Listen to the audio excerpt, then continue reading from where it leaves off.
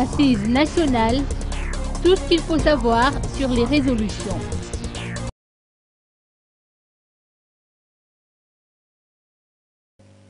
Les résolutions adoptées par les 1830 participants aux Assises nationales sur la réconciliation qui se sont tenues durant 5 jours au CCI d'Ivat ont été rapportées dans l'après-midi.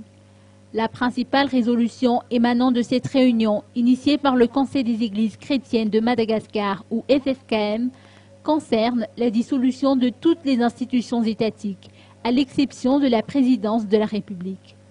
Autre fait marquant, une assemblée constituante devrait être mise en place en vue de l'adoption d'une nouvelle constitution élaborée depuis la base. Le choix de la constitution portera soit sur un régime fédéral, soit un régime parlementaire fort, soit une monarchie, si l'on en croit les déclarations du pasteur Asnariv Razamjakout, membre du bureau central du FFKM. L'Assemblée constituante, pour sa part, sera immédiatement opérationnelle et aura un mandat de 2 ans.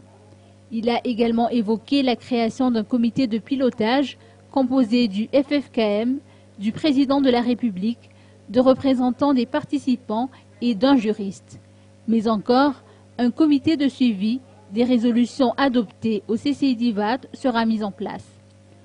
En ce qui concerne la réconciliation à proprement parler, la structure existante, c'est-à-dire le Conseil pour la réconciliation malgache, connu sous le signe FFM, devra être dissous pour céder la place au CNR ou Comité national de réconciliation, ou bien à un ministère de la réconciliation nationale.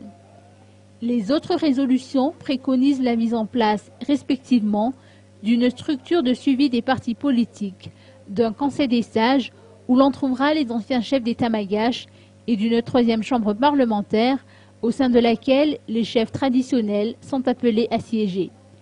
Afin de préserver les forces armées face à l'instrumentalisation des politiciens, une structure de suivi des forces de l'ordre devrait voir le jour. L'ensemble de ces résolutions a été présenté au FFKM qui a remis à son tour le document au président Eradon Armampian, à qui revient le dernier mot.